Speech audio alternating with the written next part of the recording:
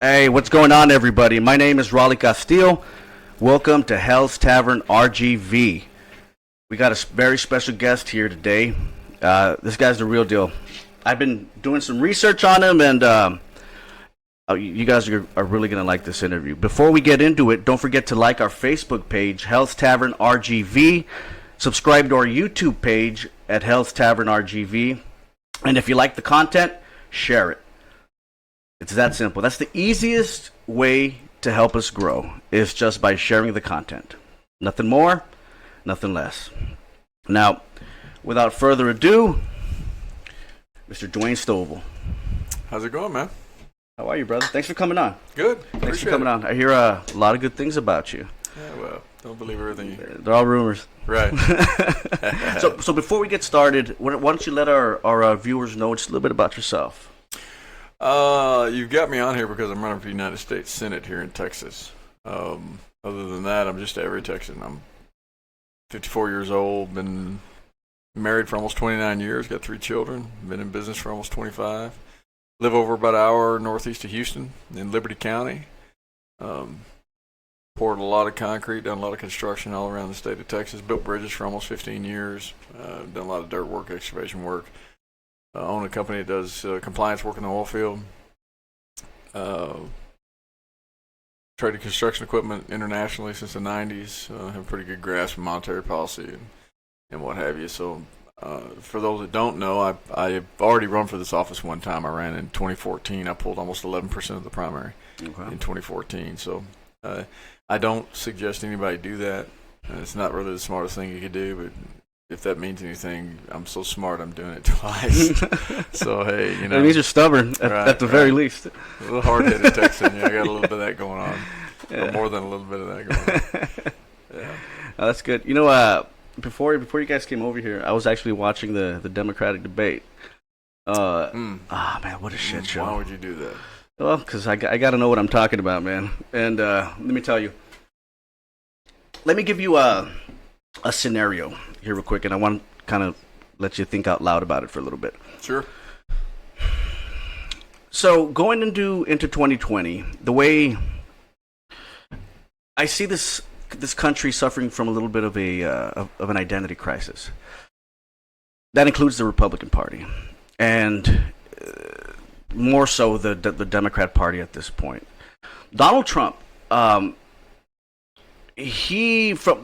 my opinion, he makes a lot of these weaker Democratic candidates viable. Bernie Sanders, in no way, shape, or form, should ever be leading a national ticket. Not at all. Today, he's about to win his third primary. Scary stuff. Joe Biden is what you would call the moderate on the Democratic ticket. Can't get 3-4 people to his rallies. You know, Bernie Sanders has 17,000 people showing up to his rallies. Donald Trump is doing the same on the Republican side. There, in my opinion, what got Donald Trump elected for the most part was his populism. Was the fact that he wasn't married to the conservative I guess you can call it the conservative, mantra. He wasn't married to the Republican. He's not married to anything. That's exactly. That's what got him. Yeah. And so Bernie Sanders, yes, though. Bernie Sanders on the other side, he's married to the. Yeah, he's an ideologue. Yeah, exactly. Now, for us small government types and constitutionalist types, I worry beyond 2020, and let me just give you a reason why. Let's say it is Donald Trump versus Bernie Sanders. Donald Trump loses by 10-15,000 votes, and suddenly we start hearing noises about deep state and the system is rigged. We have a real constitutional crisis on our hands, but what leg does the Republican Party stand on and the Democrat Party stand on if we haven't been focused on the Constitution in quite some time? That's the scary part. Think out loud about that for a second. Well, There's a couple things going on there. You said we have a real identity crisis in the country. Well, it starts with that statement. It's not a country, it's a union. You can't be a union of one. This is all dealing with progressivism. Everything from Bernie Sanders all the way through. It's all progressive. The right is just as touched by progressivism as the left. Excuse me. They're just as touched, meaning that it's infiltrated the Republican Party as much as it has anything else. And the idea that somehow there's this big cultural shift, and it's somehow shocking is kind of surprising to me because it's totally expected. It's the direction we're going is the direction we've been going for a very long time. A lot of people look at this as if it's some kind of we did this or we did that. What we're dealing with was baked way before any of us were ever born. This is a fixed item. The pathway we're on has been fixed for over a century. We don't suffer from apathy. Yeah, I agree, apathy exists, and people who say their vote doesn't count, I agree with them to the biggest part. But really, we just suffer from inertia. We're just going this direction. Nobody really knows how to correct it, so we just keep going this direction.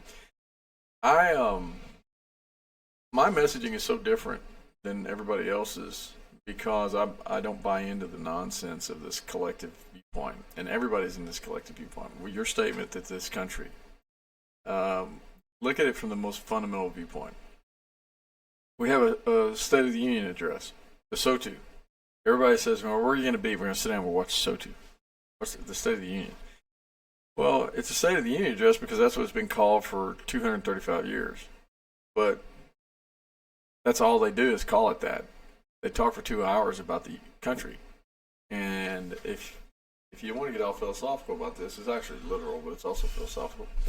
We are homogenized into the idea that we're all sharing a single identity. Right.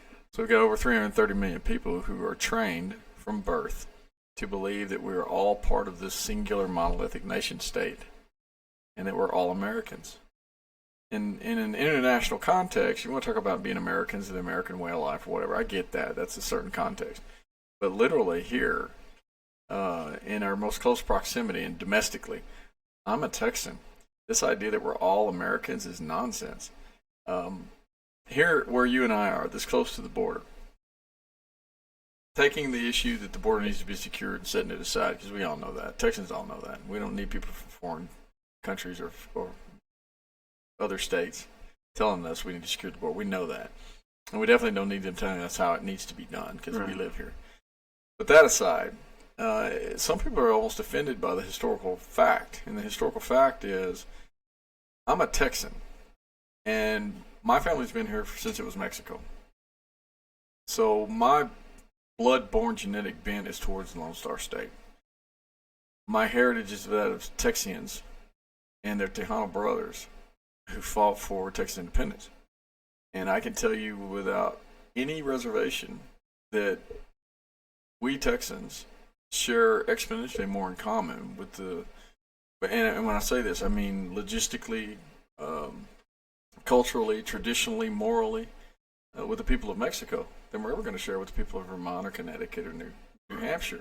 That's a historical fact. That's not anybody pointing the finger, and that's not saying I dislike those states or anything like that. That's nonsense. I tell people all the time, people don't come to Texas because they want clam chowder. You know what I'm saying? I mean, we have a cultural history here that's worth protecting. So this homogenized kind of progressive ideology that you see manifesting itself in these collective political statements like Bernie Sanders.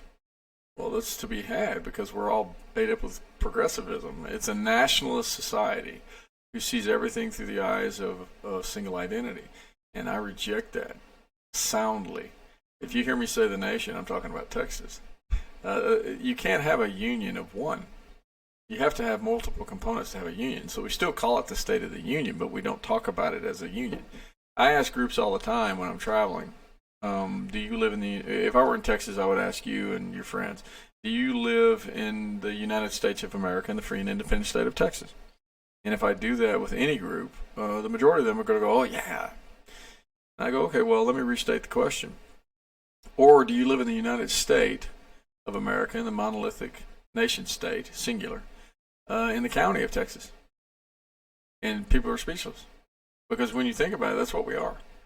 We live in the county of Texas. You know, we got these people over here. Our cousins up here live in the county of Oklahoma, and we got these Cajuns in the county of Louisiana, and these crazy people out here in the county of California, and but we're all in this great big neighborhood, and so we feel like we're morally okay by pointing the finger at people in Vermont, where Bernie Sanders is from, and saying you need to behave the way we want you to, and we need to be able to influence how you run your daily life.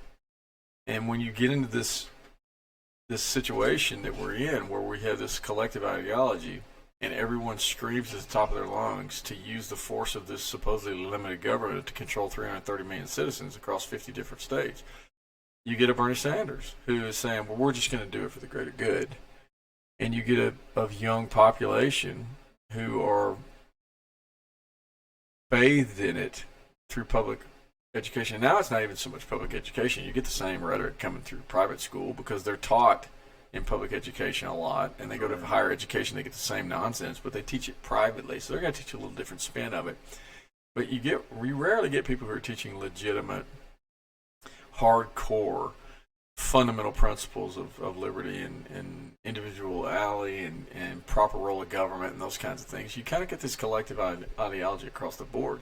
So seeing Bernie Sanders doesn't shock me. I think it's a naturally occurring decline. Do I think we can correct that? There are things we can do to alter the path. There are things we can do to divest power away from the federal, which to me, and if you follow anything I do, that's my only goal is divesting power. Bernie Sanders, the reason people like Bernie Sanders don't get chopped at the knees, and I don't mean front man, is because no one addresses them in the manner they should. Because progressivism is on the right too, so they try to debate them, and they try to debate them on points of policy. A guy like Bernie Sanders, when he says we're going to make healthcare a human right, instead of people coming out and going, so you support slavery, they don't do that. They go, no. It's cost this, it's policy oriented. No. What he's telling you is that he wants to take something that requires the labor and services of another human being, and he wants to use the government to force them into servitude to another human being. So it's a moral argument. It's a moral argument. And the youth who support him don't generally get into that. Nobody comes at it from a point of view of, do you have the right to force your neighbor to fix your Band-Aid? You know what I mean? You have the right to take an individual who went to school to be a doctor and force them to perform medical procedures on you against their will. And no, you don't have that right. That's not a human right. You have a right to put a Band-Aid on yourself if you can afford to go get a Band-Aid. Yeah. This is not these types of discussions to me are nonsense because they're all focused on greater good Stalinist Marxist nonsense. And nobody ever calls it out for what it is. They just kind of dance around it. Like, well, it's kind of like the Republican Party. I've been a lifelong Republican. I've worked inside the Republican Party for many years. And for your viewers who don't know my background, I've been a delegate at the state convention numerous years. I actually authored 2 of the current party planks in the RPT platform. So I get the inner workings of the party, and I understand the ideological perceived differences. But when you get to a level that Bernie Sanders is at, there's very little to differentiate. When you're talking in terms of limited government, constitutionality, and big government versus tyrannical government, there's little to differentiate between the Republicans at the top end and the Democrats at the top end. It's all headed in the same direction. In many ways, now granted, Bernie Sanders is not. People will say he's consistent. He's had the same consistent message all of his life. Well, he's not really consistent. He's really a liar, because he's what we could talk about more of it. He's what Bastiat describes in the community organizers and the intellectuals who are trying to control the masses. Well, he creates these wonderful, grandiose ideas for the masses. But what's the problem with people like Bernie Sanders is he never includes himself in the formula. It's always these intellectual high thinkers who are so much smarter than we are, and they're going to create these programs for us, but they're never in the program. I can own multiple homes and be a multimillionaire, but I'm going to bitch about millionaires. Right. Because, we're together in this, and we hate those wealthy people. And you guys stay here, and I'm going to catch a jet back to the coast, and we'll talk again at the next rally when I talk to you about how bad off we are. So, to me, it's disingenuous, a liar. To the highest degree. To the highest degree. And it does show you the level of failings that we've had with our youth and us, ourselves, with our parents' generation and with their parents' generation, and how they've allowed this thinking of this lack of respect for other people and their property rights. It's a vicious thing. The left, the worst part about the left to me, and the reason I could never see myself aligning with them on almost anything, other than the fact they have a complete disregard for life. That's kind of the benchmark. You're done. We're not even going to go there. But they have almost no concept of individual value beyond life. You're standing here, your property is not your own, and they don't care whether you have property or not. And your property belongs to the community. And to me, that's the most insane, dangerous thinking process you could have. But it's all built around emotional do-gooders who don't really have any sweat invested in any of it. I'm guilty of doing the whole trying to make logical arguments against like, I'll give you an example, the healthcare debate, right? That's a big one. The debate turns to, well, is it affordable, right? And Bernie Sanders has a plan that's going to cost $30 trillion over 10 years. Oh, sure. Right, and that's just. I mean, it never amounts to 30 million. Historically, every single time the government proposes some kind of a piece of legislation, and the CBO comes out and labels it and gives it a price tag, it isn't even close. But I understand what you're saying is that when somebody comes in and tells you, okay, look, I'm going to give you a right to this person's services, right? Mm-hmm. Just from me declaring it a right. Mm-hmm. And I always tell people, look, in Africa, it's written in the Constitution that they have right to housing and a right to health care. And you know what they don't have in Africa? Housing and health care. Housing and health care. Sure. So just declaring things rights doesn't make them more plentiful. You know, you always got to work with human nature. You always got to work with incentive, right? Mm-hmm. In this country, what we don't have is a free market system in the healthcare. Yeah, haven't ever had. Exactly. Well, we have. It's just you'd have to go pre-Civil War times. You have to go into the late 18th, 19th century. The fact of the matter is, right now, our healthcare system is just so heavily subsidized. When we talked about socialized medicine, it's here. All we're talking about is degrees. Yeah, it's all socialized. Yeah. There's no free market. Well, fundamentally, we talk about a lot of things that don't exist. We talk about free markets. Free markets don't exist. There's no such thing as a free market. Really, black markets are the only free market.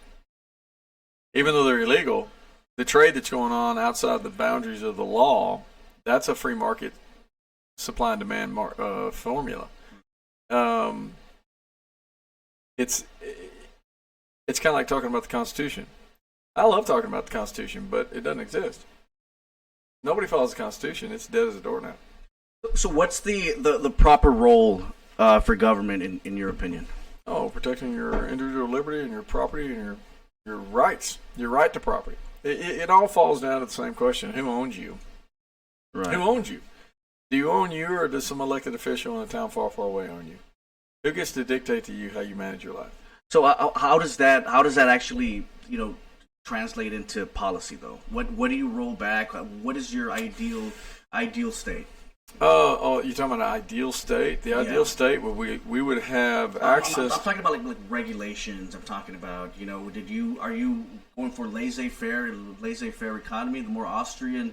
That would be fantastic. But you're never going to see that. That's what Bastiat was. He was a French economist. Oh yeah. And that's what he vouch for. Yeah, we can get into Hayek and Hazlitt and Mises and Bastian and Rothbard if you want to, but yeah, Might get too wonky for philosophically, there's a lot of things to be said for these economists and liberty thinkers, but in today's framework, the reality of the world we live in today, there are very few things that we can get a hold of and manage.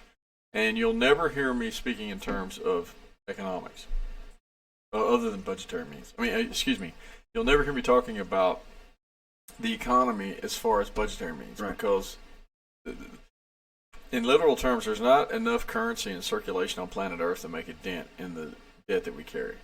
And the debt has been so desensitized because, words mean everything. So over the course of my life, instead of them talking about what we owe and what we can't afford, no one talks in terms of we can't afford and we don't have the money. They supplant that with softer verbiage, deficit spending. That special wording they came up with. It just says that deficit spending, well, we're going to spend money we don't have, and we'll just call it this to make it sound better. Or unfunded liabilities. Unfunded liabilities. Well, those are covenants we've made with groups that are friends of ours that we don't have the money to pay for now. We really don't know where we're going to get the money in the future. But we're going to go ahead and agree to it because, it's not really our money to start with, and we'll get it somewhere. Well, no one can operate and function in their lives like that. So if you couldn't print currency, you couldn't do what they do. For me, I don't talk about economy or budgetary means because that's probably the single most dangerous thing that we can deal with that we really have no scope of control over, that no one has any grasp of how to slow that down. Why is that? Because it's too large. Most of it is it's the inner workings. When you hear people talk about the dark state and all that kind of stuff, it is my perception and my understanding of the government, the national government, which is no longer federal, it's national, that the heads change, the talking heads change, but the mechanics that work the capital kind of stay the same. Right. It's like you sending a new elected official there, but their staff is the same as the old staff, or they get a staff that was with another guy in another chamber, but they're over here now, and you got the same people making the same decisions, sharing the same memos, but the talking heads change. And that would be why it seemingly, when a Republican comes in versus a Democrat, it's almost usually the same foreign policy. It's almost usually on the presidential side? Right. Yeah, it's almost identical. Yeah. If you were to graph the behavior of the Congress and government in general, but the Congress is a leader, if you were to graph the behavior of it over the last century, you'd find out that the trend is consistent. It doesn't matter which one has the majority of the Congress, or which one has the White House, or which one even has the majority of the Supreme Court. The trends are the same. The debt continues to increase always. The size and scope of the government continues to increase always. The only thing that's consistent on our end is that our lives get more and more infringed on. That our liberty goes down constantly. It's a perfect change. So as government grows, people become less and less free, and that's a historical fact. There's never been a government in the history of mankind that got so large that people were so much more free. It doesn't work that way. So we're in some trying times. The budget is probably our biggest enemy, and they keep us away from that discussion as much as they possibly can. At the highest levels of politics, party system, I don't see a barrier between the two. In big, blaring colors, I don't see any differentiation between them. I picture DC politics more like worldwide wrestling. It's a big show. They get in front of their microphone and the television, the lights come on, they spit in the microphone, they scream at each other, call each other names, and then Fake punch each other. Yeah, and then the lights go off, they turn off the microphone, and those two go get an $80 steak on our dime and talk about how they're going to screw us over tomorrow. And we buy into it. And then you end up with this social dynamic where we're all screaming at each other over whatever they said that day, and they're working together to do it to us. Right. And we really don't get any results. It's almost as if whatever they're griping about today can't possibly be the important thing. whatever they're doing, you don't need to look at that. You need to look at something else. The impeachment was a great example. They made the impeachment go as long as they possibly could. They had to. That was the single greatest fundraising tool ever created in the history of American politics. Both parties just killed off of that. Both establishment wings of the party just killed. Give me money so I can protect our Donald Trump. Give me money so we can put that guy in prison. That kind of stuff. And they just raise money off the masses because masses are like so polarized over social issues, not foreign policy, not trade, social issues. And you got this dynamic where they're just using us and manipulating us and leading the masses around by their nose. But what people didn't pay attention to was that you got this whole thing. Pelosi's got a drinking problem or something, and she's spitting into the microphone, and she's slobbering all over herself. She can't put three verbs together. But at the same time, we're laughing at that. They bipartisanly passed a budget, continuing resolution. You know what that did? It funded Planned Parenthood. It created more debt. It gave $150 million to LAF, Lebanese Armed Forces. Why is that important? Oh, well, number one, they don't have the authority to take our money and give it to a foreign entity, period. Oh, and the second thing, by chance, we knew years ago that the LAF is in bed with Hezbollah. Wasn't Hezbollah a known terrorist organization? Oh, we gave $150 million to those guys? Well, that can't be bad, right? So we're over here screaming at each other over the shiny object, and they're over here laughing together while they pound our heads against the sand, against the brick. So I just don't go for any of this. None of it. I need to have what we can still do removed from their authority. And there's some things we can still do. I mean, there's absolutely some things we can still do. If there wasn't, I wouldn't be running. Right. So you, since you talked about polarization, we are extremely polarized right now. How do you pull a country back from the brink like that? You're talking about Texas? I'm out. I'm sorry, I'm biting into that nationalism. Let me see. There. How do you pull a union back from the brink like that? But in your view, I mean, the states would be completely different entities within the actual union, if the office I'm running for were operated properly among the states, they'd be very different entities. Yeah, because there's some conservatives who buy the whole nationalism view is that there has to be some kind of an umbrella of ideas that everybody, some kind of buy-in, right? Some kind of buy-in that unites us as Americans. Right? If that isn't the case, then we might end up going to war with each other again. No, they went to war with each other to try and force everybody to be together.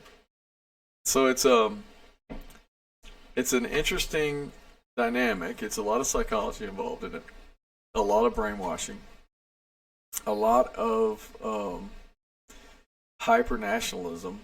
So no to USA that stuff that's not. Well, in the origins of the union, if you were under attack, we would all come together. Right. I mean, if you attack one, you attack all. That's the point of a union. Right. Look at it this way: a union is much like any other entity that's made of multiple components. You're only as strong as your weakest link. So in the Army, when I was a kid, their biggest marketing tool was an army of one. That was their statement, an army of one. Well, the point of that is they would take you into the Army, put you in boot camp, and they would strip you down to your weakest possible point. They just beat you down, and then they would build you back up. And they bring you up to all your potential and get you maximized as the strongest individual warrior you could be. Then they put you in a group. Then that group's got everybody maxed out to their potential. Then you're a group of warriors. By the time you get into a battalion, you got a bunch of serious going on, and your weakest link is still trained to the maximum potential. That's how you maximize your utility among a union. You're only as strong as your weakest link. Well, right now, there's no state in the union that manages its own affairs. Everyone is subservient to a handful of people, many thousands of miles away from them in some cases. You're talking about the Supreme Court? That's even a smaller number of people. You got 546 individuals. That's all three branches that are sitting in D.C., which is a piece of land that's granted to them. They don't. It's in Virginia. So I tell people all the time, the federal government is a figment of your imagination. If the states got together and said enough of this nonsense, we're not going to have it anymore. If it went away tomorrow, the borders of the states would still exist, and there would be no more federal government. It's a parchment. It only existed because states got together and said, "Oh, okay, we'll put a few people in these offices. They're offices of government. That's it." So it's a strange situation in which we've been so homogenized and so brainwashed into the idea that we've got to all be one identity that you get lost in the idea that there's a certain amount of respect you got to have here, and we don't have it. That's my issue. Everybody will look at me and they'll say, well, you're anti the other states. Well, actually, I'm pro the other states. I want to respect the wishes of the people of New York to manage their lives according to their own will without me trying to influence it. And my issue is I want to expect the same respect from them here in Texas. The one question I can ask that works for every single Texan I've ever met, I've never met one yet that answered different. And this is across the political spectrum. It doesn't matter. You can be a flaming liberal. You can be a Bernie Sanders person. If I ask anyone, I've done this many times, here, between you and I, it does not matter whether you and I agree on every issue. It makes no difference whatsoever if you and I disagree on issues. At least you and I should be able to agree that outside of those few enumerated authorities that the federal government was loaned by the states, outside of those that we agree to let it manage, which are just general in nature, all the rest of these issues, all of them, should be better served being managed by you and me here, where you and I can talk and debate them and issue around our community with people we can talk to, reach to, and get together on and debate these here at home among ourselves. Instead of allowing people that we don't know, who don't share our cultural heritage, who don't have any relationship to us, who are thousands of miles away from us, to dictate to us how we're going to manage these issues.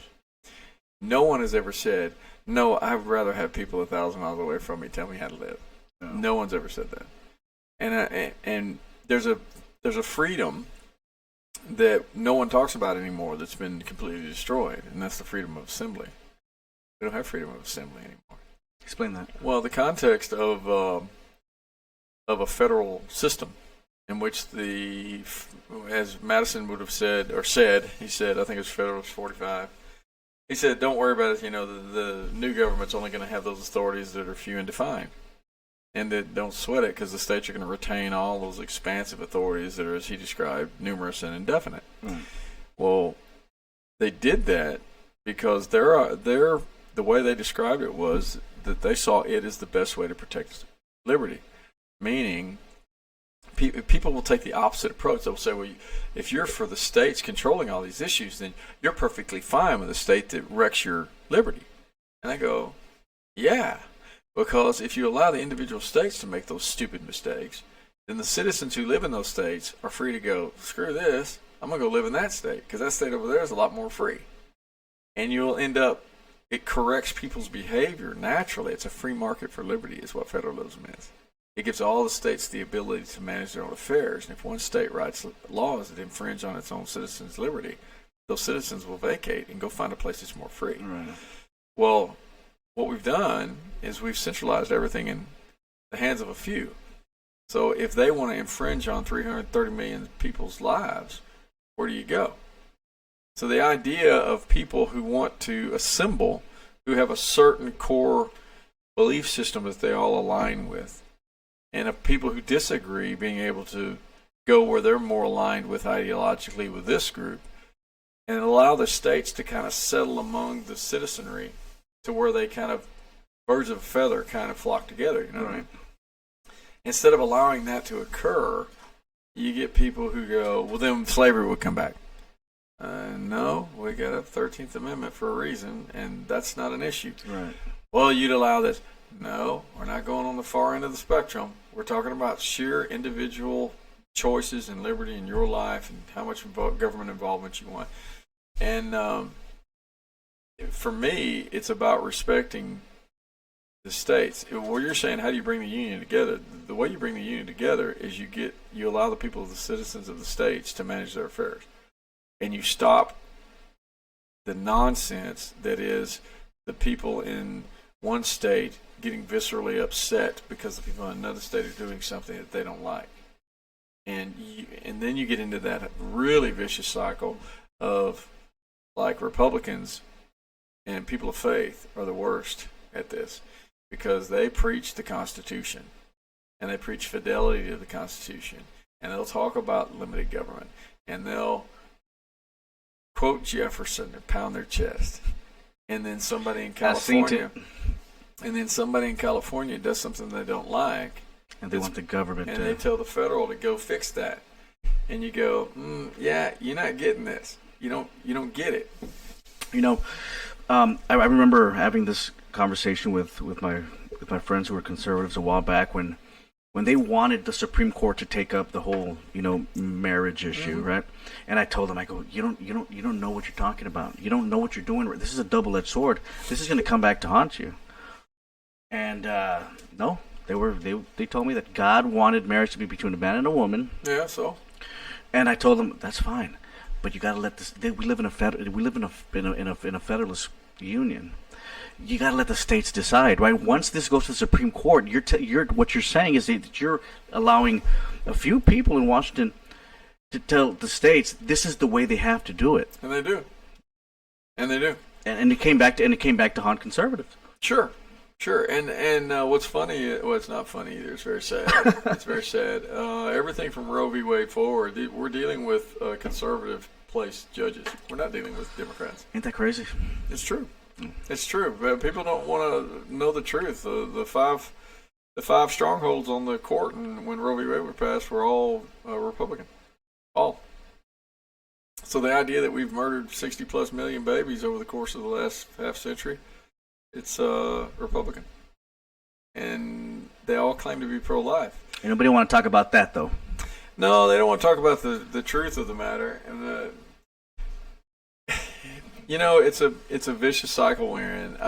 I used to use that example you just used when I talked to groups. I would ask a conservative organization, I'd say, how many of y'all are ready for the Supreme Court to get up and rule that marriage is between one man and one woman? And they'll applaud. Everybody would. They'll applaud. Some people stand up. And you go, okay, somebody get out your pocket Constitution and show me where they have the authority to define marriage. And they'll just sit there and like, they really don't. Okay, well, guess what? Now you look like the liberal lefties. That makes you no different than them. Yeah. Because you want the federal government to go do things it doesn't have the authority to do, and you want to give them the authority to manage these issues. So you get what you get. It's all in who has the control of the government gun, and it won't be you all the time. So if you can't figure out a way to divest it of power over that gun, when it's aimed at your head, just start dancing. You're it. But a lot of people can't let that go. They can't let it go. I answered a survey, a voter survey, that didn't give me any room to pontificate or to explain one of the answers. And the answers would I vote for decriminalizing marijuana at the federal level?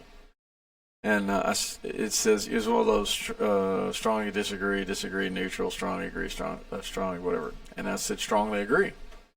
Well, predominantly Christian right, and I get it. I'm a Christian, so a handful of people really took issue with that. I don't understand. This is a scourge on society. It's awful. It does this, it does that, and start throwing all this at me. And I said, listen, here's the situation. It's not about marijuana. It's about legalizing the Constitution and understanding where the authorities lie. And I want that issue dealt with by Texans, not unconstitutionally by a few people we don't know. And if you think that you really want to give authority over issues like that to people that already make you business partners with an industry that murders babies, if you want to give them that authority, you and I are on the same page. I don't want to give those people any more authority than we already have. I want to take some away. If we can't get Texans to come together to figure out how to manage these issues according to our will, and we're going to give it up to people who generally are not Texan, who don't share our cultural background, hey, you're on your own. I'm not the guy. in terms that most people will be able to understand. Your campaign is really about, I mean, as cliche as it's going to sound, small government. About putting Texas first. Yeah, but I mean, if you're divesting power from the federal government, I mean, like Rand Paul once said, he wants the government small. It's so small you can't even see it, right? Man, If government, my generation hears things like that, and they start talking about, well, what about this, this free education? Yeah. That stuff sounds good to me. yeah, that's before they ever pay taxes. Yeah. So away with the small government talk. Let's talk about John Cornyn. In the scope of small government versus big government, where does he lie? Oh, they don't come in here Go into depth with it. Well, they don't come any bigger than him, and what makes him worse than a Democrat is that at least a Democrat's honest. John Cornyn is perpetually lying to you all the time. That's what got me to run against him. I watched him so very closely for 16 years that when it got so bad, I could foreshadow what he was going to do with every vote. And the election cycles were the same. If you watch him, his MO, I don't know if it's his age or he's up in his 70s now, right? I don't know if it's his age or I don't know. He's got this prototypical kind of approach to policy and politics. If he finds his way to a podium, which is rare, where he speaks publicly, he almost never speaks publicly. It's very canned. Wherever he's at, it's very canned and promoted or designed, choreographed, yeah. But if he ever finds himself to a podium, it's the same rhetoric all the time. 20 years of it, almost 20 years of it. It's those Democrats. It's a red versus blue paradigm. It's a true red versus blue paradigm. Those Democrats. When Obama was in office, he would always lead off with Obama and make Obama the devil. And was Obama awful? Yeah, he's atrocious. But Obama wasn't voting for John Cornyn. John Cornyn voting for John Cornyn. So when you get to the podium and you say, those Democrats, damn those Democrats. It's a show. They want to grow the debt. They want to grow the spending. They want to grow the government. They want to give it unconstitutional powers. They want to fund the murder of children. And then you leave the microphone and you go to the floor of the chamber and you vote with the Democrats to grow the debt, to grow the spending, to grow the government, to fund the murder of children, to illegally spy on law-abiding Texans. You're a liar. You're a liar. You're not disingenuous. I hate that word, by the way. If someone lies to me and I come and describe them as disingenuous, I'm being disingenuous. Get me? So, a cigar's a cigar. Hey, it is what it is. So I got to a point where it was just so stupid. Watching this behavior and him playing us constantly, playing conservative Texans constantly, and us buying into it. We are the perpetual Charlie Browns, and he played perpetual Lucy with our Liberty and the football, and we just keep going back every time. And I got to a point where I wasn't going to do it anymore, and I realized this is a huge undertaking. I realize this guy's he's an entrenched establishment, big government guy. But there's really nothing. I mean, what do you have to lose? I have nothing to lose running against this guy. And I know so much more about this office than he does. And I don't care if he's been to law school. That actually hurts him worse than anything else possible. And he's just a nationalist. He sees himself as a representative of this nation as in the Union, instead of being the job that he's supposed to be, which is to look after the best interests of this state and this state alone. Alone. There is nothing that he gets into in which he looks at it from a perspective that doesn't start with, how does this affect my state? How does this affect Texas? And if you don't start every single discussion with that, you don't need to be a U.S. Senator. And the idea that you're going to make Texans business partners with an industry that murders children, and you're going to tell me you're protecting you're working for me? No, you're not.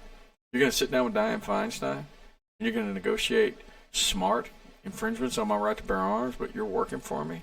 No, you're not. You're screwing me over constantly. I mean, the guy's worked with Beto. He worked with Beto, crafting legislation to undermine the wall. Beto campaigned on his relationship with the senior senator from Texas.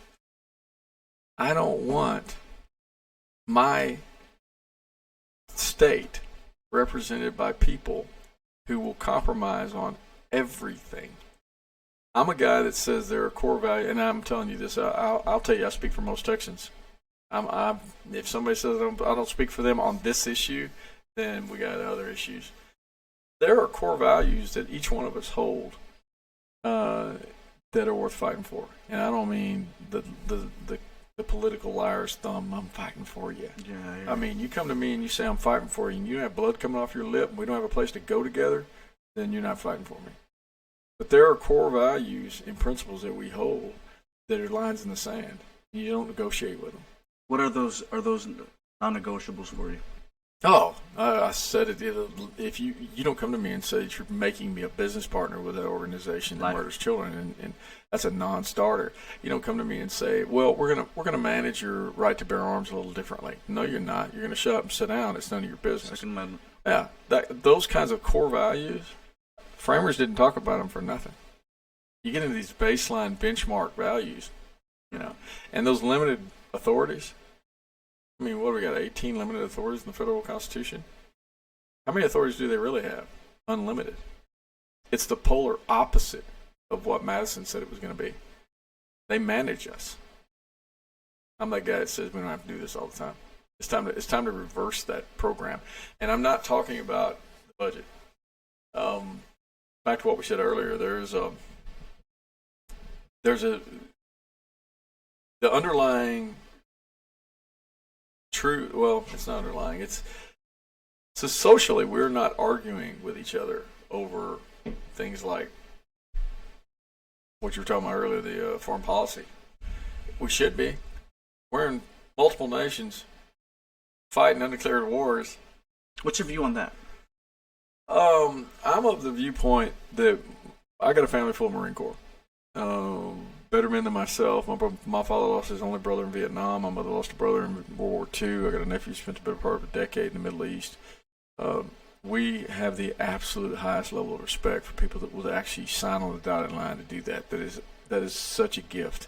I mean, that's biblical when you get into people who, because ultimately you're just saying I'm willing to die. Yeah. When you sign up. I have the utmost disrespect for the people in cubicles and offices of power that make the decisions with the friends and family members that I have and where they go and where they put their lives on the line. They do it harem scarum. They've got us involved in too many things. There's an insanity to their sanity.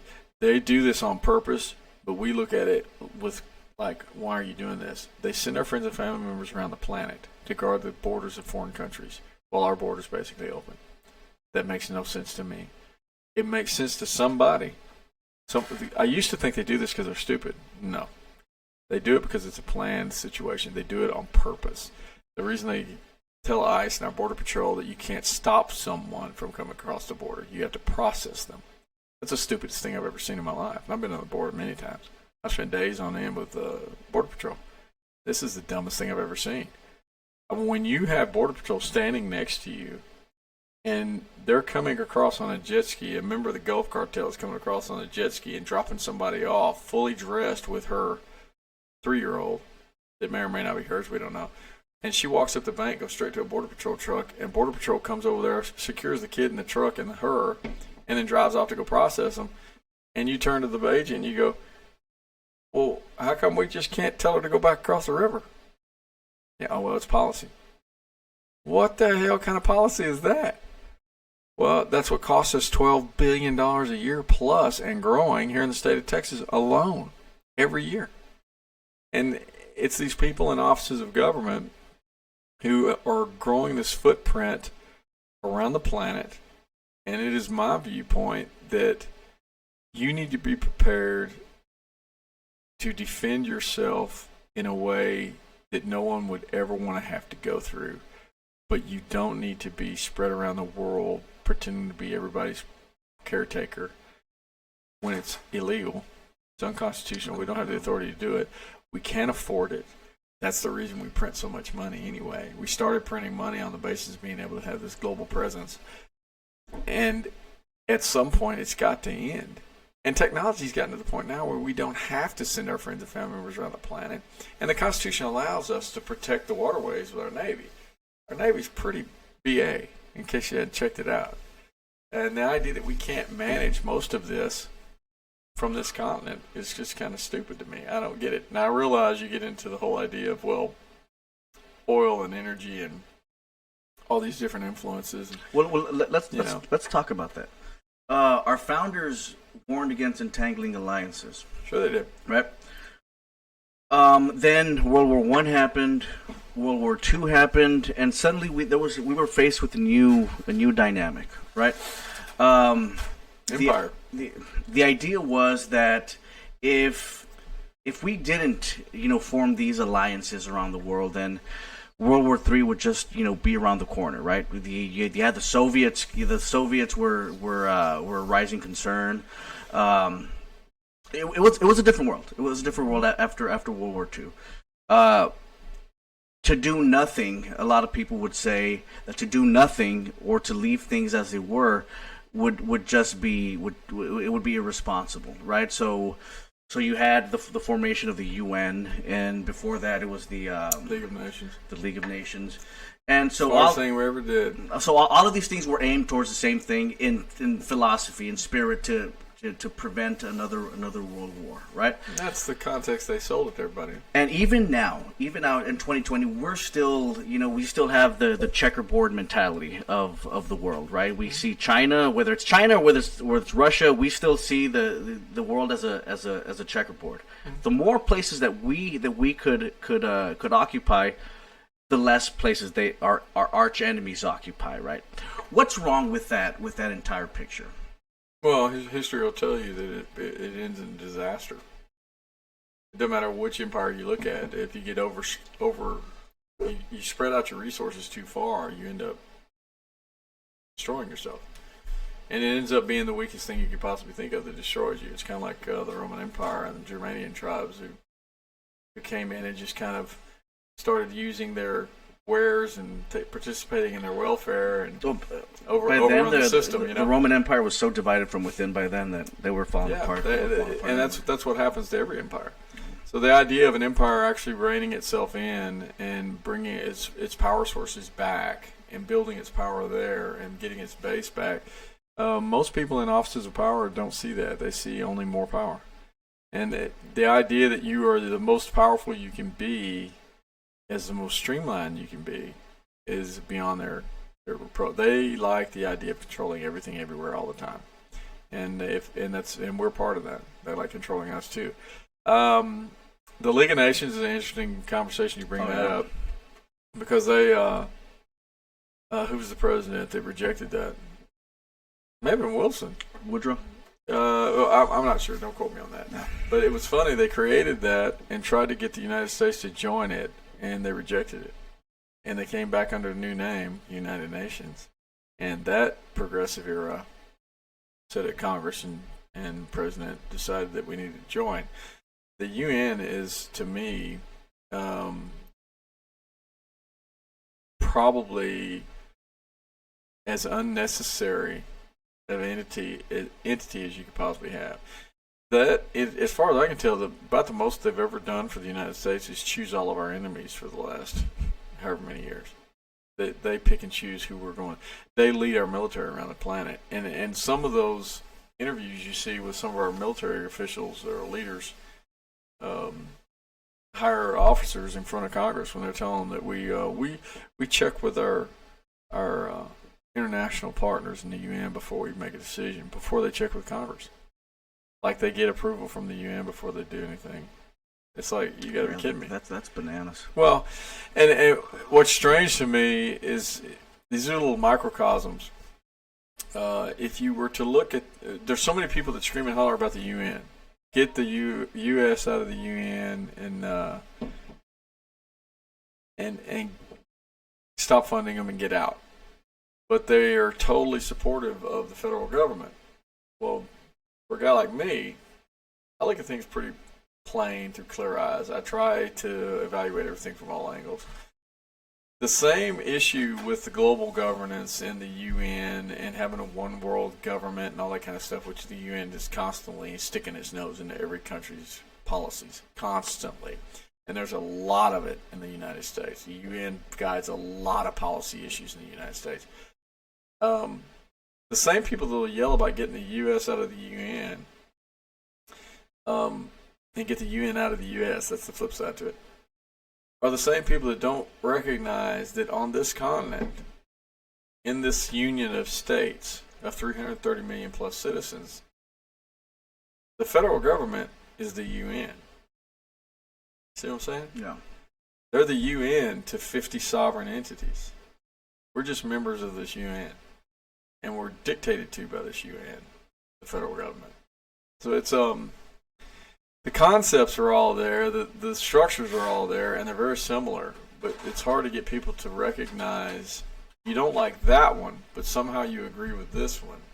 I mean, ultimately, we're dealing with power structures who don't want to give up power, and the people who are at the highest levels of this do anything they can to maintain that power structure and to maintain the growth of it.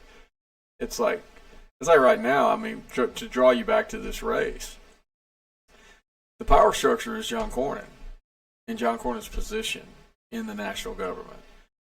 His relationships and the people around him who want to maintain that power structure with their relationship with him are people like Governor Abbott,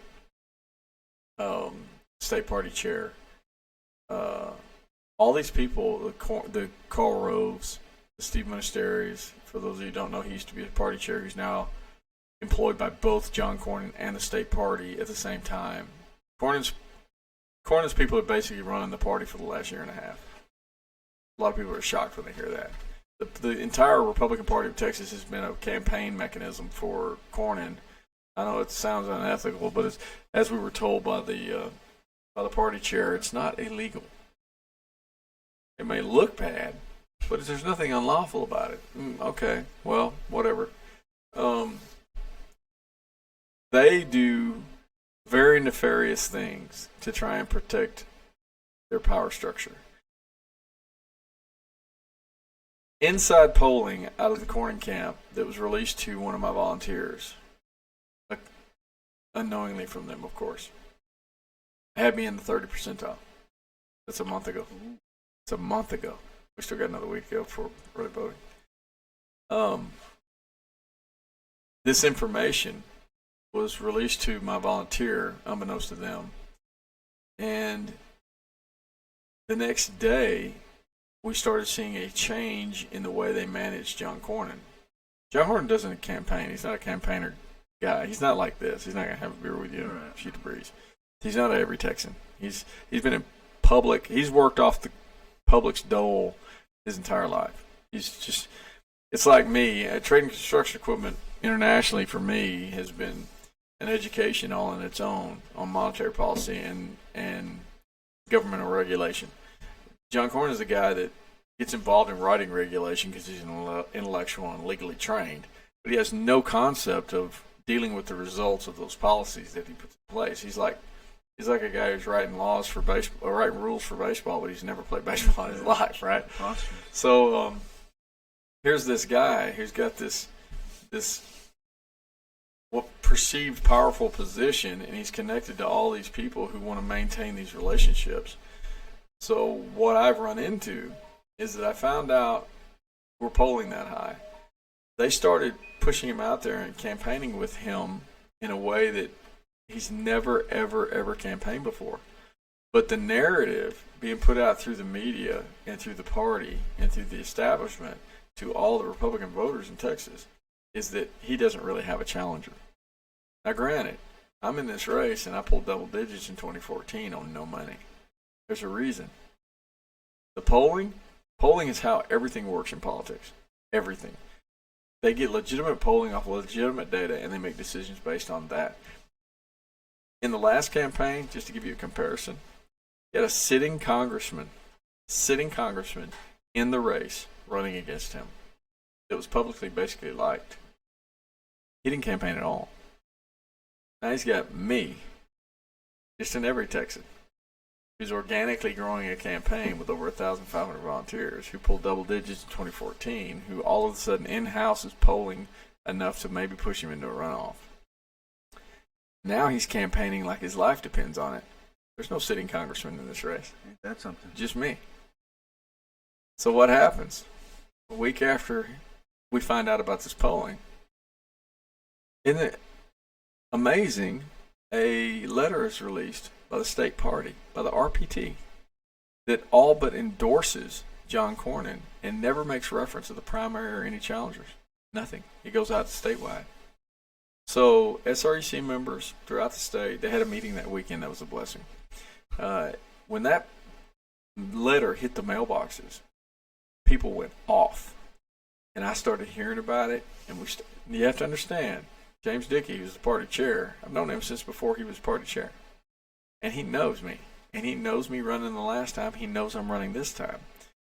He gets up and says, yeah, that was a mistake, you know.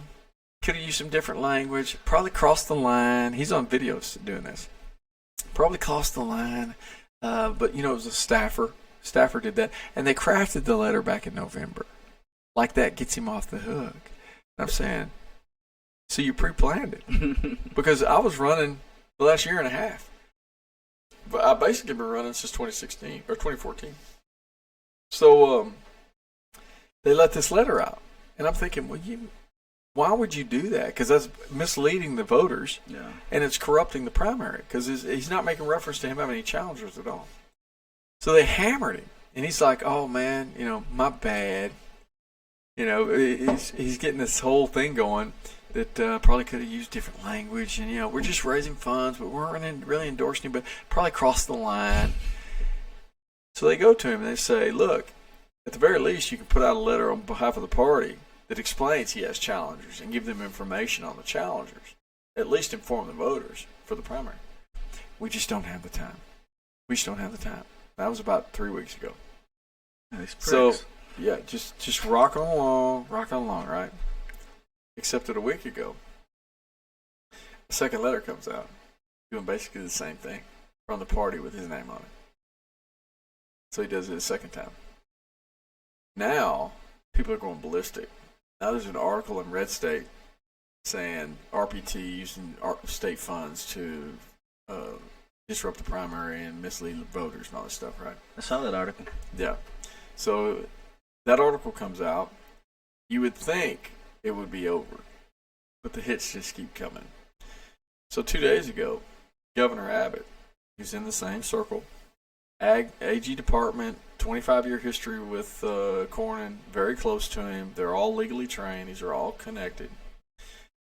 Comes out with a statewide robocall telling everybody they need to get behind Cornyn, and we're still 10 days out from the primary. Threatening everybody, you know, you got to get behind Cornyn, or you know, we're in trouble, blah blah blah. Same old nonsense that control the masses thing. So we go off on all of this. Now, I'm at a point now where it's a concerted effort. Everybody at the highest level of politics in the state of Texas, not those of us who are on the ground who do the work, those of us who are the delegates to the state convention, but those of us who do the work. The elevated establishment of the party are in a concerted effort to try and mislead the primary voters going into this election. And they are trying very, very hard to protect their power structure and John Cornyn from somebody like me. So if there is even a hint that there is any kind of foul play, or excuse me, there's foul play, we already know that. But if there is a hint that they influence this vote to where I lose, and it's so close that they influenced it to make it happen, then you might see a large lawsuit laid on the RPT by me. Well, these guys have obviously never heard of the Streisand effect. Have you ever heard of the Streisand effect? Give it to me. So Barbara Streisand was, she saw on a magazine a realtor that was trying to sell a house in her neighborhood, right? And they took an aerial photo of the neighborhood, and she did not want her house being known, right? She wanted privacy, so she filed a lawsuit against this person, right? News got out of the photo. The photo went out there. Everybody knew where Barbara Streisand town was. That's the backfire. That's the Streisand effect, right? Yeah, I got you.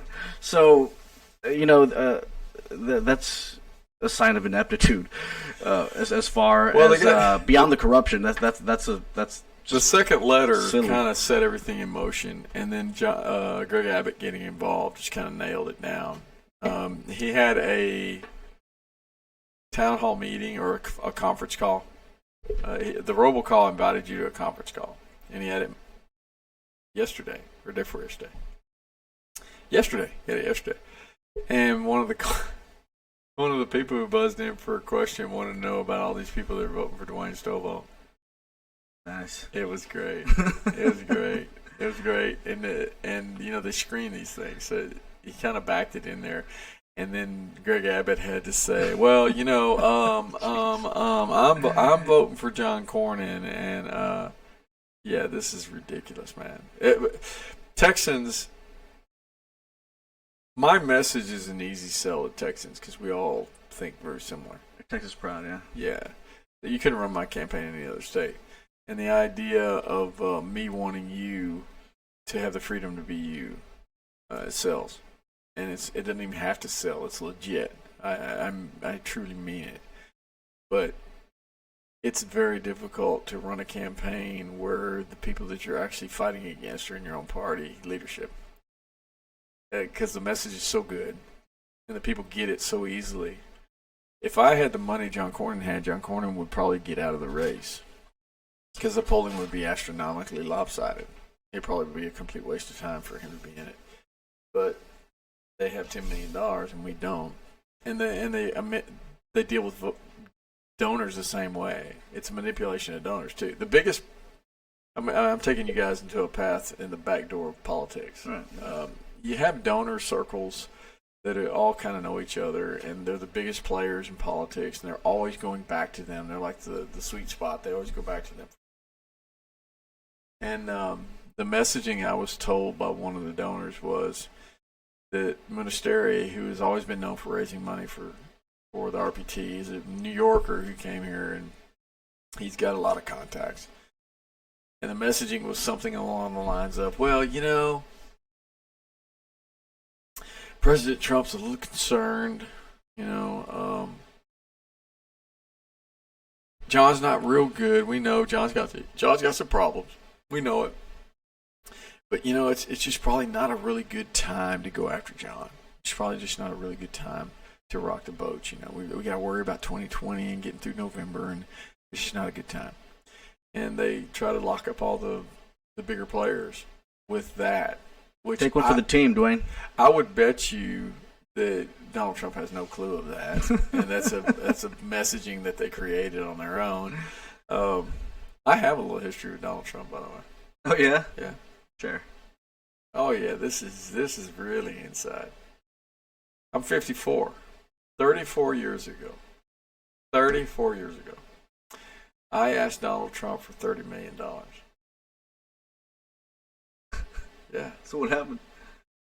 The short answer is I didn't get it, but the longer discussion is that back then you didn't have email. And while I was going to school, I spent about a year and I put together a prospectus for him. I've been around construction all my life, and I caught an article about him in the Wall Street Journal at the library at the college. I was going to Southwest Texas State at the time. And I saw this article, and he's a New Yorker, and I get that. And I'm all Texas all the time, but there was something about him I just liked.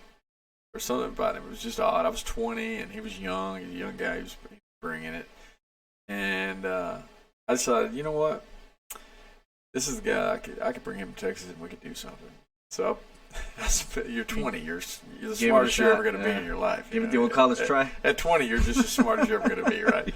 So I put together this prospectus. I went to the federal building downtown Houston, got into a judge's chambers with a power tie and a full head of hair, and did a video on VHS, the whole 9 yards. And I sent it to him. And a week or so after I sent it, I got a phone call from his personal assistant. And this is where it becomes very close to me, because over the course of a couple of months or so, I interacted through phone and letters with a woman named Norma Forder, who was his personal assistant.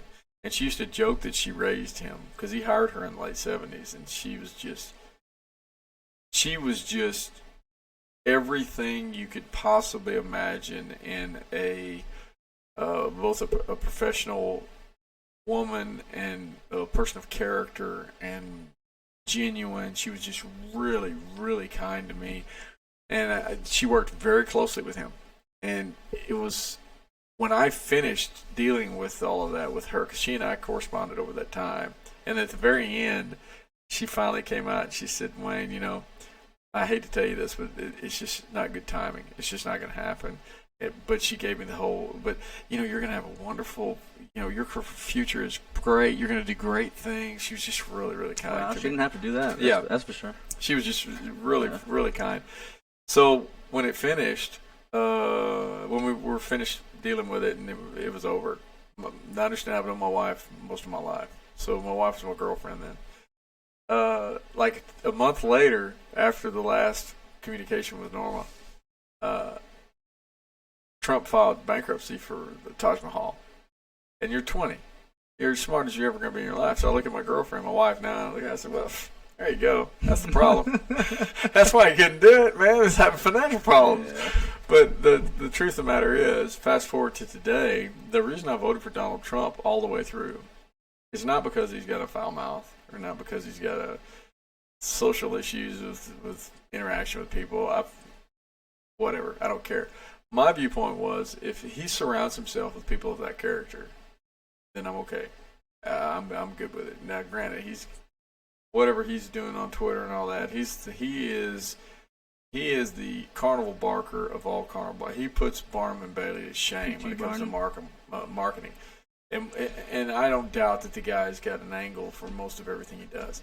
But if you're hiring people of that character around you, then I'm good with you. And I learned that with her.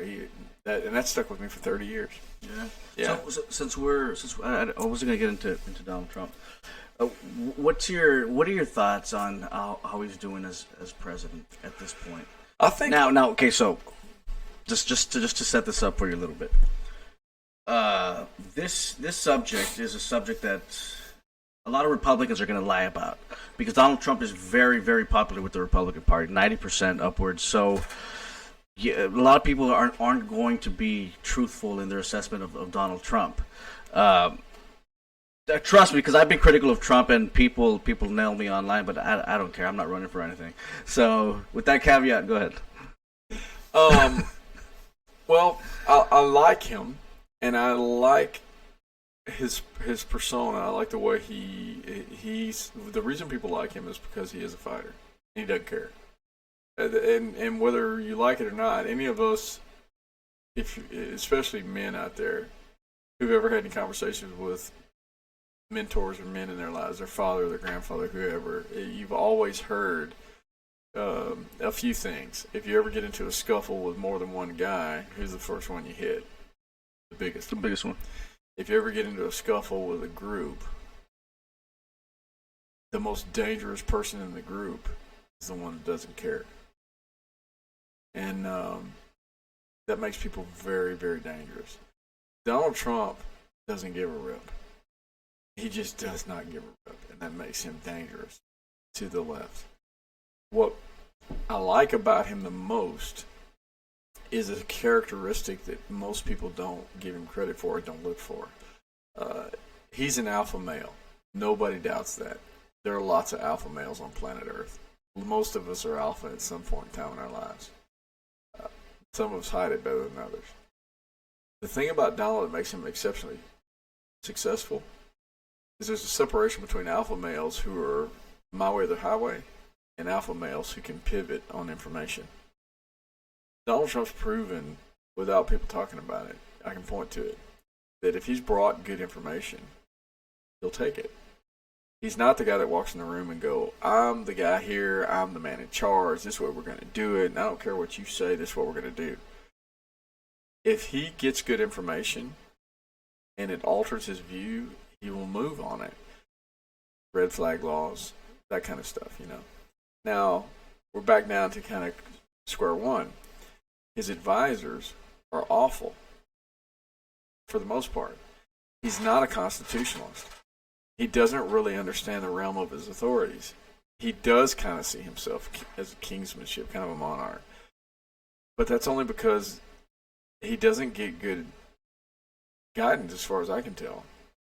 So if I can interject real quick, that goes against a lot of the things that I know about Donald Trump, though. Which is? So, for example, there was a meeting that he had. I don't know if you might have heard about this, but it was a meeting in what's known as the Tank, right? Where Jim Mattis was in there, Rex Tillerson was in there, and one of the heads of the Joint Chiefs of Staff was in there, right? And Jim Mattis actually said this. He was like, you know what? My job isn't here to debate the president on policy. My job is to give the president the facts, Right, as it is. And the fact of the matter is, the president would not accept any of the information that he was given. What was it about? It was about. It wasn't in Jerusalem, was it? No. This was okay. This was way before that. This was about. Was it Russian interference in the election? That was what set him off. But another thing that set him off was Afghanistan. And his view was, why haven't we won in Afghanistan yet? And they were telling him, well, we're not fighting that kind of war anymore in Afghanistan. We're not there to bomb shit anymore. You know, we're trying to transition out of there, right? And so his view was, well, let's go bomb some shit and let's come home, right? And they were trying to explain to him that that's not what's going on, and he wouldn't listen. He wanted to go ape shit in Afghanistan and then come back home.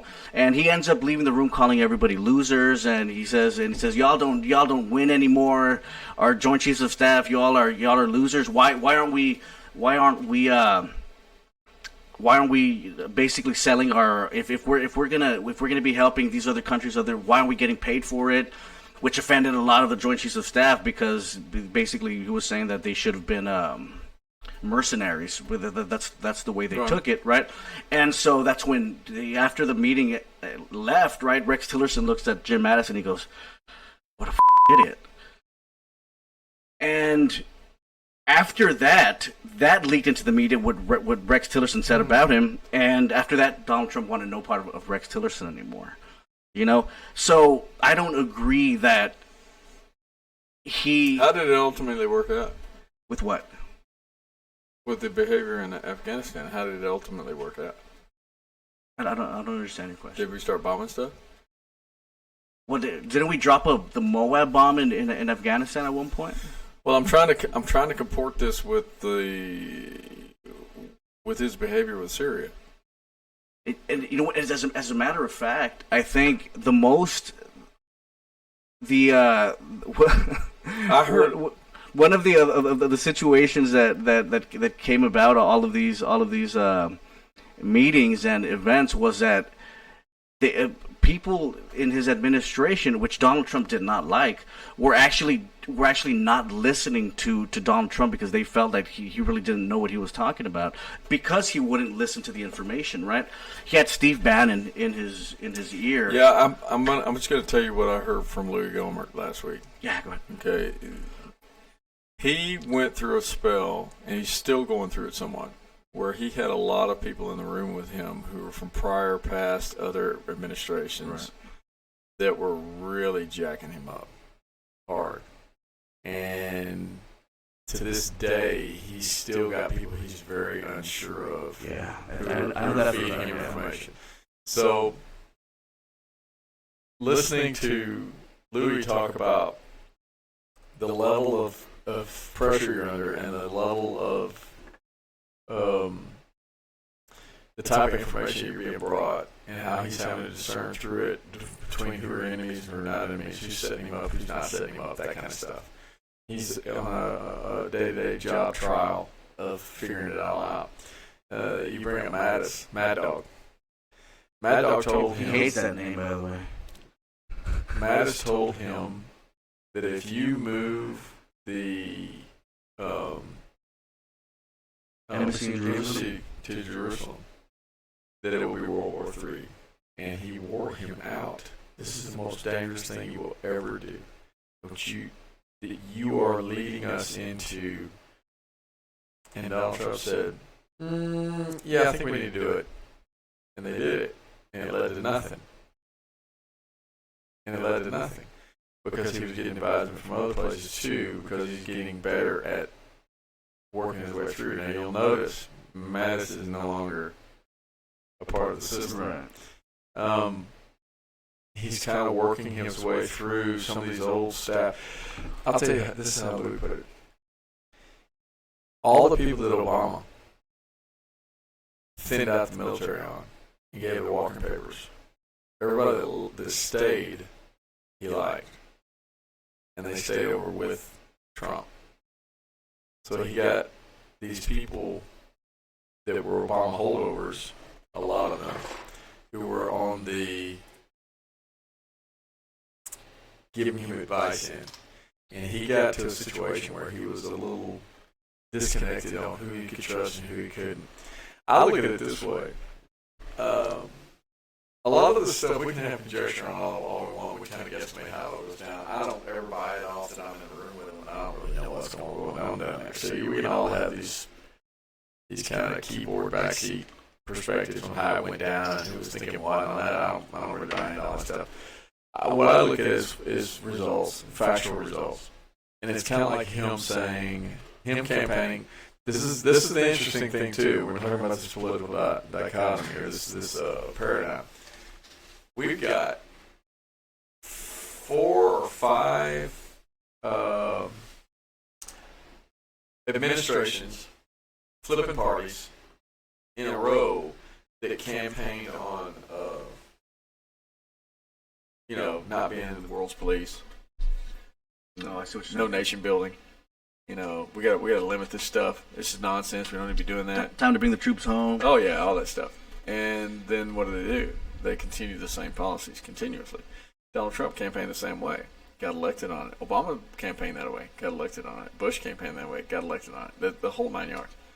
And they've all done the exact same thing. And they all follow the same way, except Trump's not one of these guys. And when Trump, look at when he said, we're going to get these people out of Syria. They started bashing him. He started cutting numbers. I think he got down to 1,000 people? He was going to move 1,000 people out of there. He went to do it. What happened? A bipartisan resolution in the House condemning his removal of people from a war that they didn't declare. How does that work? That's a good point. So if you're him, the messaging you're getting, man, you got to lay down at night wondering who the hell's trying to shoot you. Yeah. No, that's a good point. The issue I had with Syria at the time was that, okay, look, you have a conversation with Turkey, right? And you have 50 troops in southern Syria. And suddenly you find it feasible to bring the boys back home, right? That was the excuse that was given. You want to bring the boys back home. Sounds good in theory, right? And he brings 50 troops back home. The Kurds, who have been fighting alongside us for a long time, are like, what the hell's going on, right?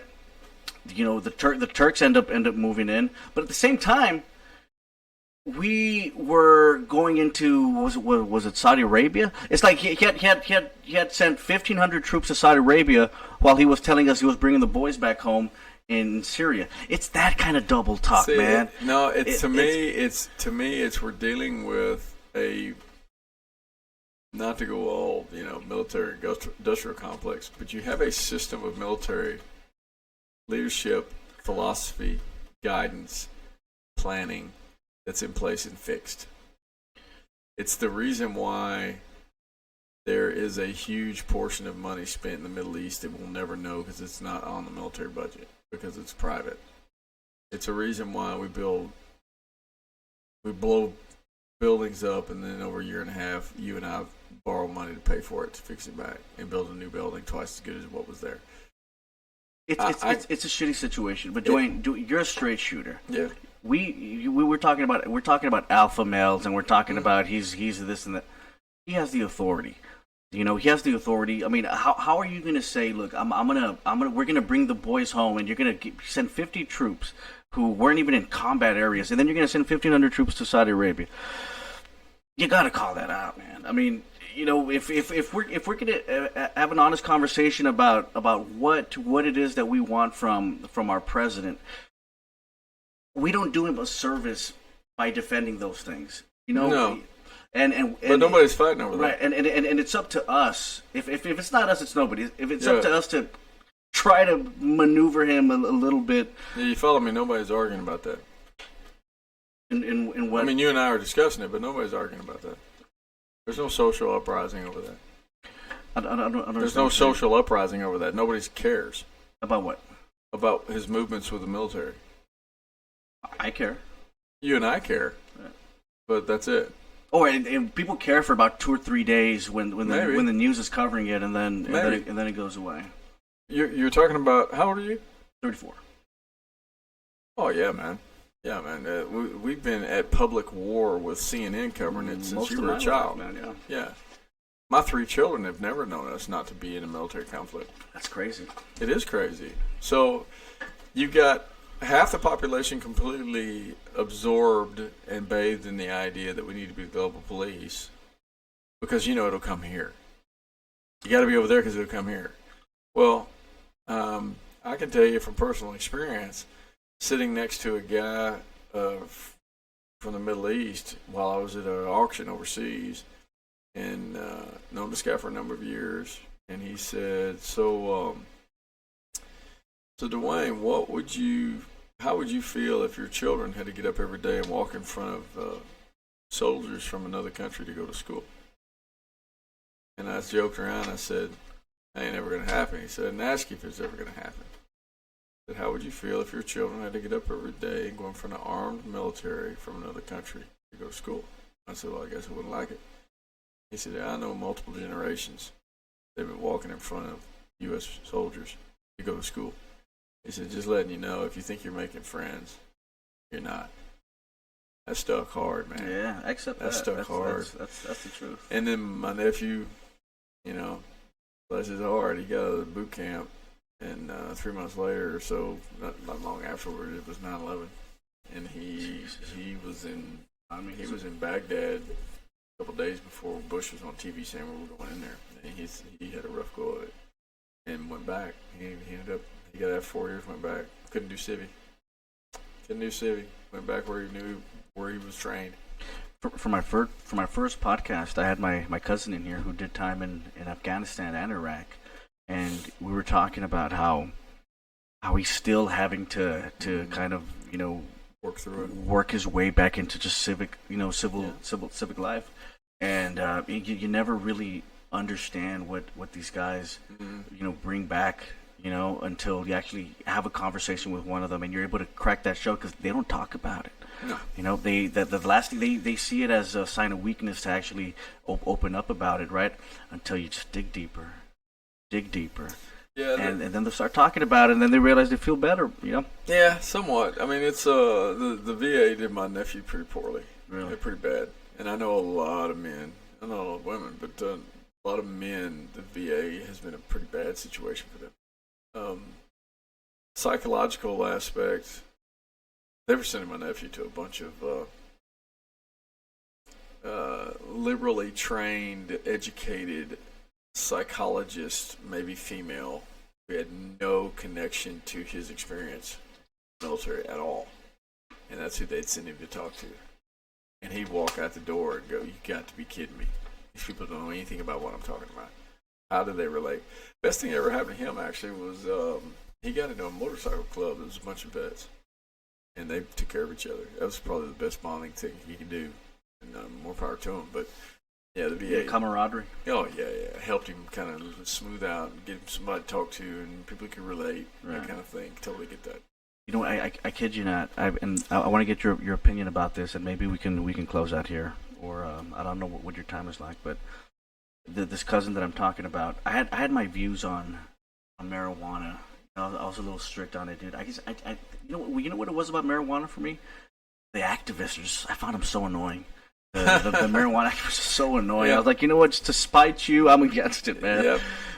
But I remember, my cousin, the same one. We lived together for about a year after he came back, and I always saw that he was smoking, right? And I was always telling him, I go, hey man, I mean, are you okay? I mean, do you need? I mean, you don't have to do that, And then he would just kind of ignore me, man, whatever, right? And then after a couple of months of just getting closer and talking to him, he just broke down. He told me, you know what, dude, I don't know what it is, dude, but when I smoke, I don't have bad dreams at night. Mm-hmm. When I smoke, I don't have to deal so much with the anxiety, with the PTSD. And he broke down, and after that moment, my views just completely changed on it. And I was like, you know what? I don't know what the hell I'm talking about, man. Well, it's a tough one because there is medically known. It's a known quantity that it has very different effects on undeveloped brains. So they know that up through 18 to 20 years old, you have a significant. The effects are so much different. Right? They're negative. Adults, grown adult developed minds. Right. There's almost no repercussion to it. And that's the same with alcohol too. Before your developed mind, when you start drinking early, it'll affect your. Yeah. Well, it's for me. I didn't do it. I raised my kids to be in the same frame of mind, but I'm not dense to the history of it either. Yeah. There was no laws against it until the 40s. So this is not a. They trained us to say it's the evil, right? While you're drinking, and that right there is way worse than any marijuana ever did. For a fact. The idea, marijuana is an interesting concept as far as a policy issue because we have over 1.5 million of us, our fellow citizens, incarcerated for having the wrong vegetation in their pocket, and we pay for it. So really, the people that actually really pay are the family units that are destroyed, the society that has to fund paying for all these people that are in jail. It's my view that the war on drugs has been a galactic failure. Oh, no doubt. And that it has done more to destroy the family unit and destroy individual lives than any individual drug use could ever do. I don't think there's any possibility you could put them together that way. It's a big contradiction in issues.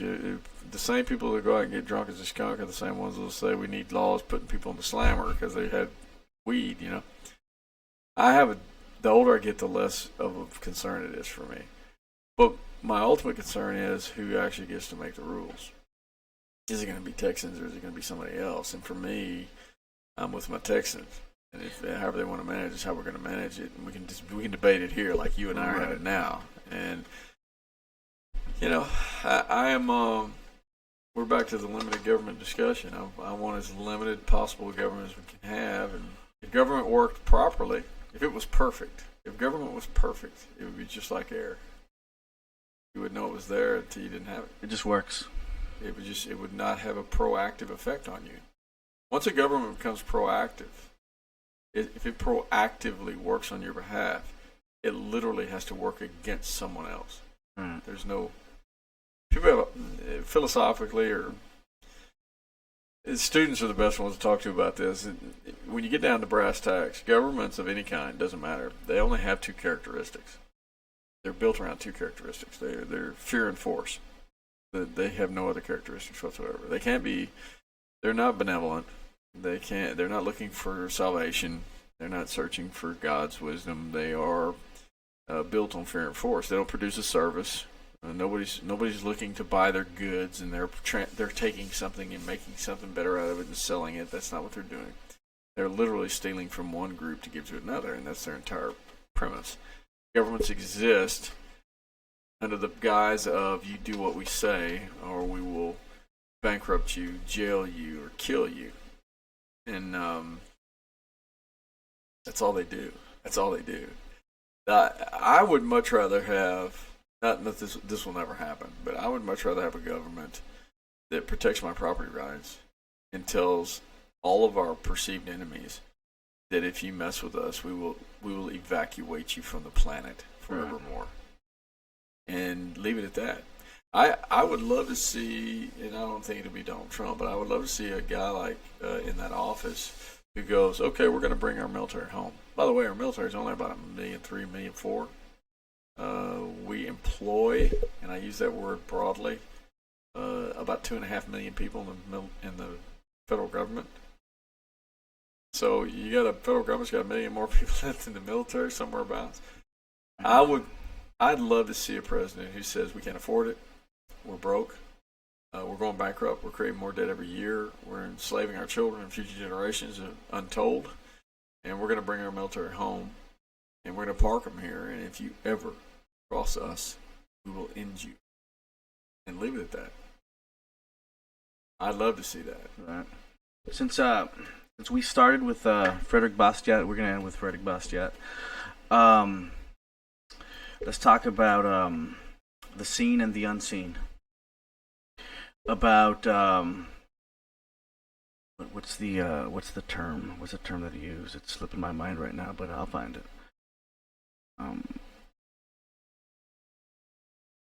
I just had a complete brain fart on what I'm talking about. It deals with the broken window fallacy. Have you heard about the broken window fallacy? Oh yeah. Well, there's two parts to that. So the broken window fallacy is somebody breaks a window. Some people see that as a positive because you have to hire somebody to fix the window. It generates. But what is never talked about is the unseen. Mm-hmm. Where could that revenue have gone to? Yeah, it's the resources, reallocation of resources. Exactly. Yeah. Exactly. Instead of him spending that money on more materials to make what he makes, which store did they use?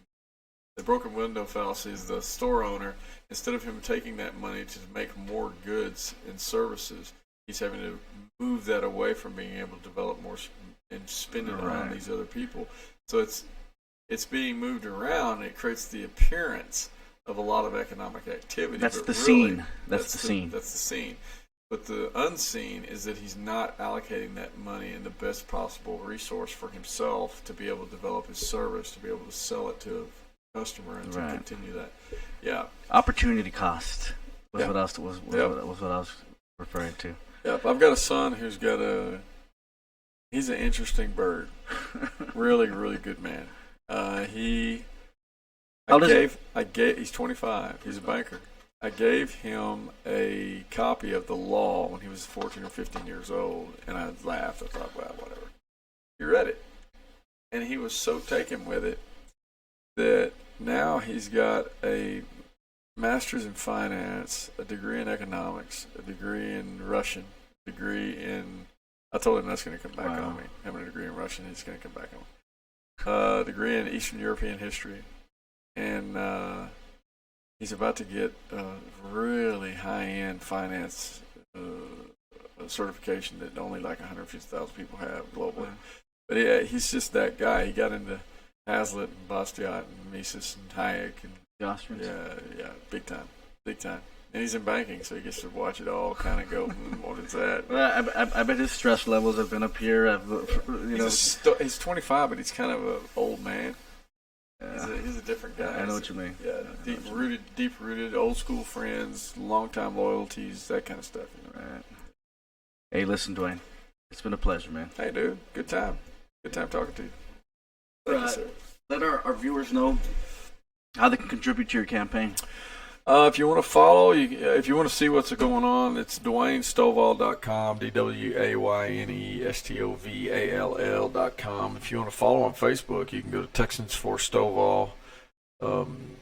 Instagram's Texans for Stovall. Twitter is @Dwayne Stovall. It's pretty easy to come by me. It's not Not a big deal. Easy to find. And you're running up against who? Running against John Cornyn. And we've got early voting going on until Friday, which is, 28th, I think. And then Super Tuesday coming up next week. And we'll see how it's going from there. Hey, good luck, brother. Hey, Texas, baby. Always. Nothing but the best, man. All right, guys. See ya. We'll see you.